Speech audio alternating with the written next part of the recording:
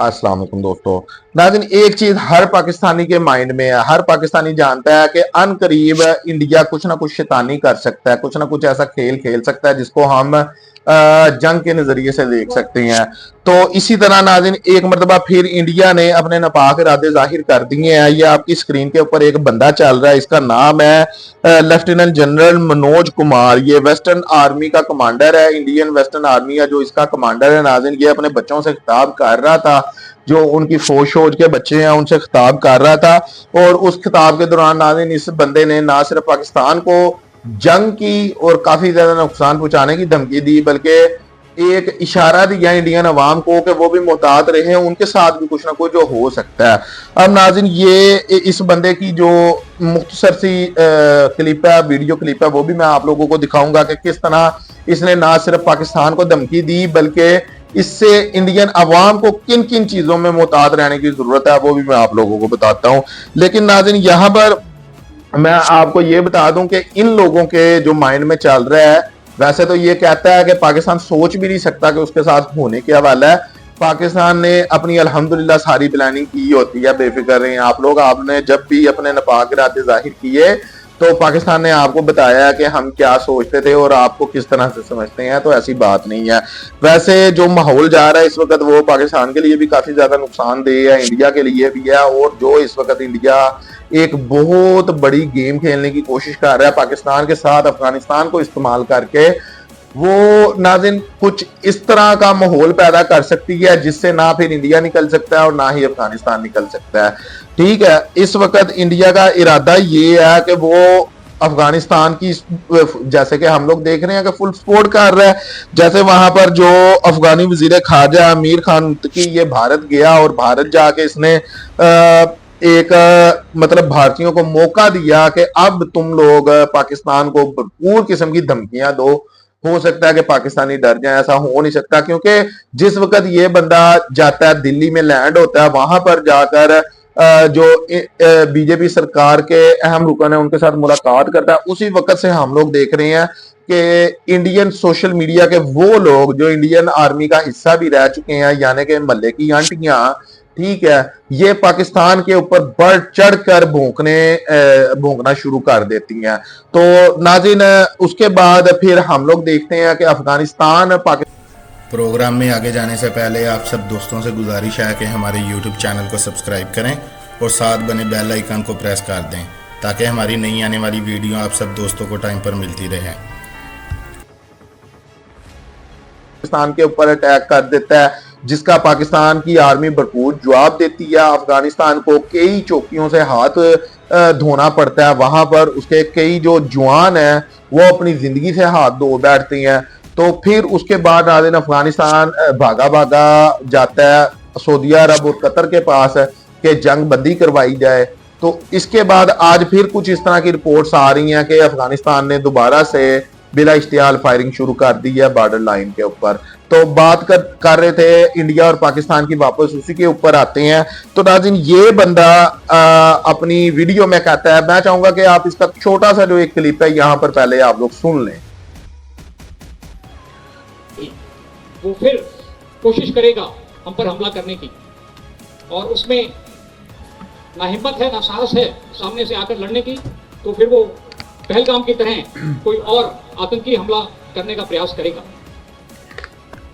तो जरूरी है कि हम इसके लिए सावधान रहें, और मुझे पूरा विश्वास। वैसे तो नाज़रीन इसने बकवास ही की है जितनी भी की है, लेकिन अब नाज़रीन यहाँ पर आप लोगों को समझ जाना चाहिए कि इस वक्त अफगानिस्तान और इंडिया चाहता क्या है, इन दोनों का मिशन क्या है। इन दोनों का सिर्फ एक मिशन है कि हम जितना ज्यादा पाकिस्तान को नुकसान पहुंचा सकते हैं उतना ज्यादा नुकसान पहुंचा ले।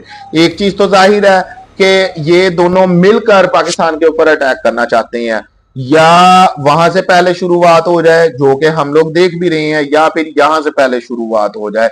लेकिन फुल प्रोग्राम ये लोग बनाकर बैठे हैं कि पाकिस्तान के ऊपर अटैक करें। और अगर आप लोग सच पूछें तो बहुत मुश्किल होता है किसी भी मुल्क के लिए दो दो मुल्कों को एक साथ हैंडल करना। यानी कि अगर अफगानिस्तान और इंडिया दोनों अपनी अपनी साइड से पाकिस्तान के ऊपर अटैक करते हैं तो यकीनन पाकिस्तान के लिए ये मुश्किल काम होगा, लेकिन मुश्किल होगा, नामुमकिन नहीं होगा। पाकिस्तान की आर्मी तजर्बाकार आर्मी है और मजे की बात यहां पर ये है, जो हर पाकिस्तानी सुकून से रह सकता है, बिल्कुल इजी माहौल में रह सकता है, वो ये है कि पाकिस्तान अफगानिस्तान से भी निपटता रहता है और इंडिया से भी निपटता रहता है। यानी कि पाकिस्तान को तजर्बा है इन दोनों से निपटने का।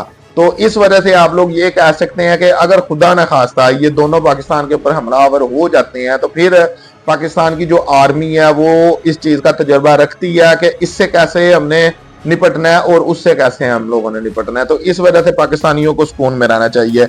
अब नाज़रीन, ये बंदा कहता है जी कि जो ऑपरेशन तंदूर था, ठीक है, वो उससे भी बढ़ के हम लोग कुछ करने वाले हैं पाकिस्तान के लिए।